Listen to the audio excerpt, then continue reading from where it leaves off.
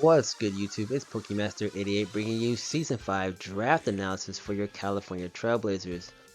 This is a very dope time. We just had the brand new year kickoff, so now we're kicking it off with a brand new season of BHDL. Very, very cool.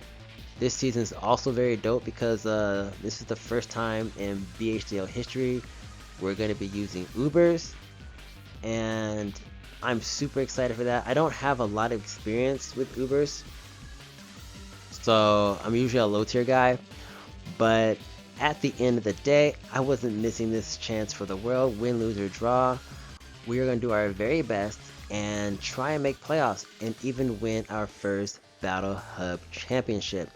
And before we get into our first pick, let's check out the draft order and see how your boy did. Your boy did very, very well for himself. He landed number 3 in the draft order.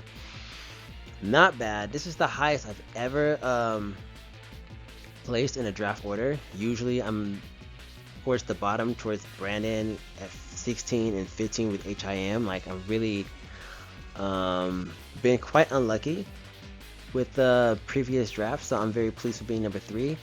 And with this number 3 pick, I did not waste it. I definitely got someone. Matter of fact, let me just show you. Our first pick is none other than Palkia. Palkia is a dragon and water type. He's got 120 speed, doing very well for himself, 150 special attack. So this thing is nothing to mess with. I went back and forth on this guy or the regular Palkia because the regular Palkia can hold an item. Even though it's 100 base speed, being able to hold an item is pretty valuable, right? So it took me a while to figure out which one I wanted, and I felt ultimately the 120 speed was just insanely good and very hard to pass on. So I'm very, very pleased to have this Pokemon on my team. And moving on to the next Pokemon, we have our Ghost type Spectre. Spectre is our fastest team member at 130 speed. 145 special attack is amazing. I really respect this Pokemon's wall breaking capabilities. Grim Nate allows this Pokemon to break through teams, especially after it gets a kill, making it even harder to deal with. And a few bad plays, this Pokemon can very much so run away with the game. So Spectre is a mon that I'm very, very excited to have. And with that being said, moving on to our next Pokemon, we have, for the third pick, we have Cinderace. Now this is a very crazy situation, you know. So we all know Brandon is coach of the Piedmont Triad Kickers. He never does any draft league without Cinderace. And for this one season, me and him had a crazy idea, where we're gonna switch mascots. Y'all know my mascot is Meowscarada, so we're just gonna switch mascots. But draft, Brandon being all the way at the bottom at 16, he couldn't get Meowscarada. So I'm just sitting here like, man, if Brandon can't get Meowscarada, I really don't want to use Cinderace because that was the whole point, right? So I let Brandon know. I said, listen, man, you grab Infernape and you come see me after the draft when race starts. And boom, he did that. Next thing you know it, we swapped Ace for Infernape. And I'll be the first one to tell you, Infernape is better than Cinderace. He'll beat up Cinderace right now. You know what I mean? So, all jokes aside, Infernape is 108 speed, 104 special attack, 104 attack. This is a true mixed attacker. My boy's got amazing priority options. This mon's got a lot of cool utility options. So I'm very, very, very happy to have Infernape. Oh yeah, let me not forget, this dude is our Terra Captain. How do you go from not being a planned member of the team to being Terra Captain? And we got 2 Pokemon like that, you know what I mean? So yeah, dude, I'm pretty much very happy to, return Cinderace to his rightful owner, and yeah, I'm very, very pleased to have Infernape. Dondozo. Now, I did not draft Dondozo at the 4th seed. No, I did not. I actually drafted this thing at the, this was my last Pokemon I drafted. But he wasn't even planned, right? So, I had a very difficult time building around, Ubers. Because I've never really used them. So when I looked at my team, you know, Brandon was like, dude, you ain't got no bulk. So when I realized that, I was like, dang, dude, what have I done, right? So I kind of screwed myself, right?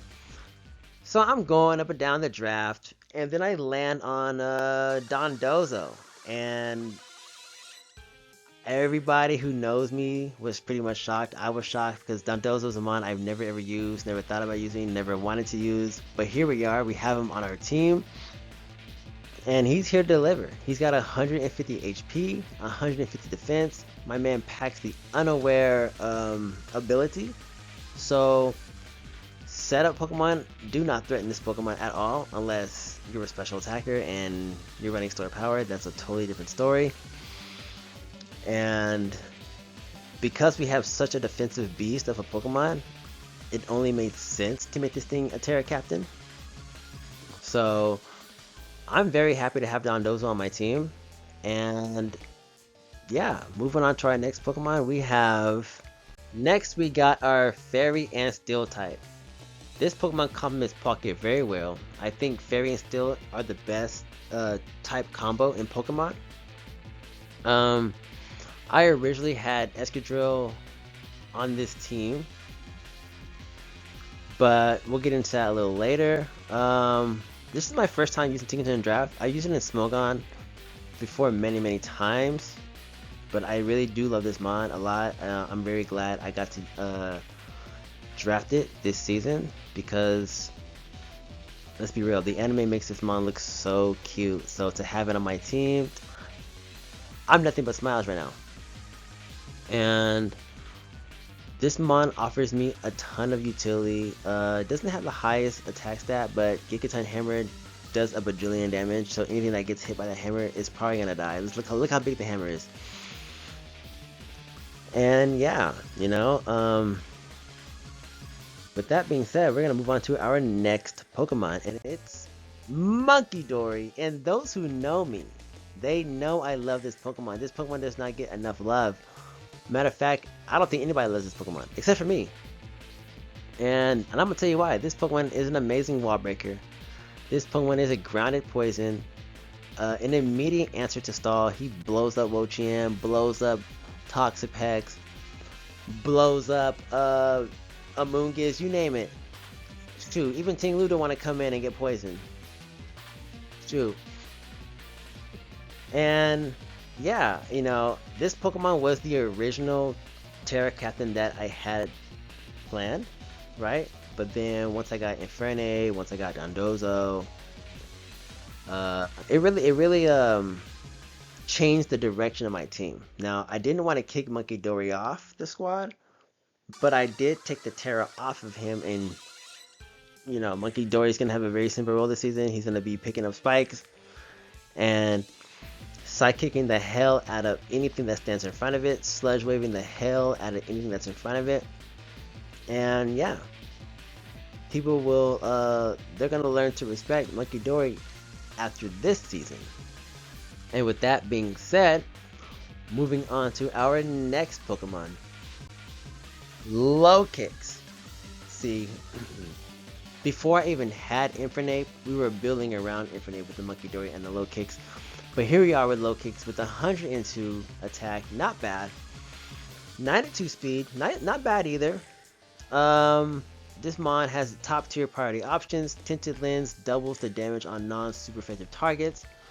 So this man's always hitting for max damage, and a well needed dark type for the team, because when you have Infernape, when you have Monkey Dory, why not get a dark type? Why not, right? So I'm very happy to have this mon. Finding ways to get this Pokemon to shine is going to be very crucial, because I feel like this mon is kind of telegraphed depending, you know what to look for, right? You know, there's certain things that this mon does that, you know, can be telegraphed. So I gotta keep those things in mind when bringing this Pokemon. And with that being said, we have our next Pokemon, Toadscroll. So remember that ground type Escadrille I was talking about. So Escadrille was on this team,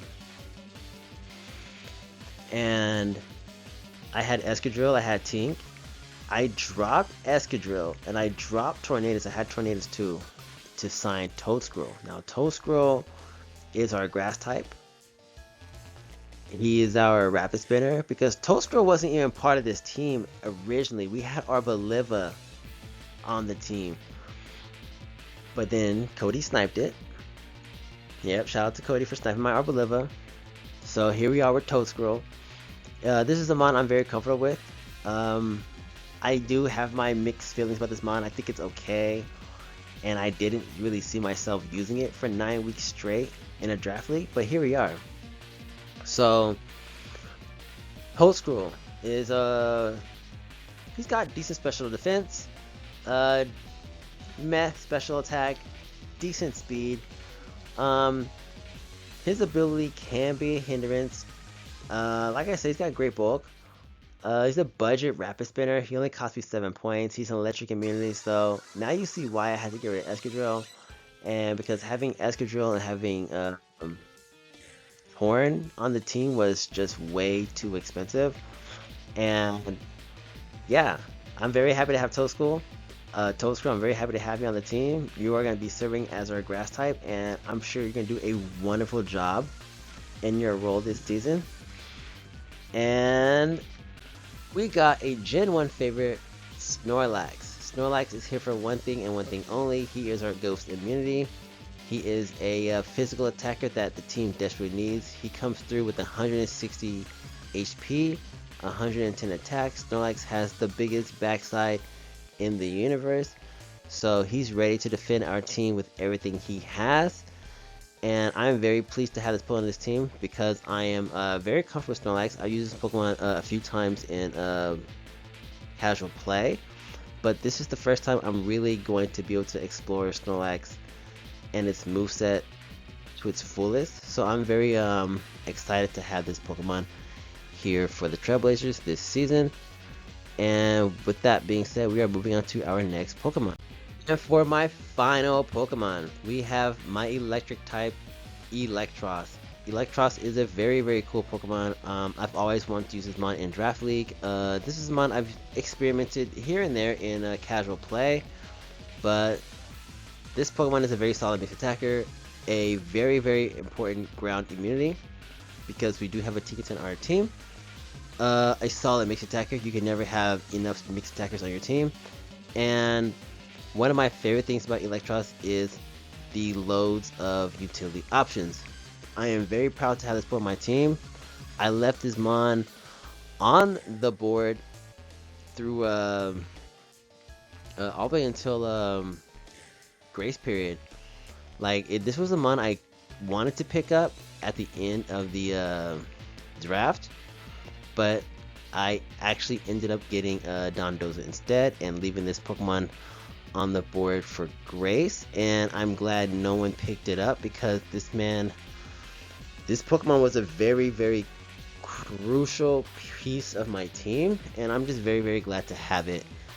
And yeah, which is the whole entire squad. Look at the whole squad. Y'all let me know what y'all think of the squad.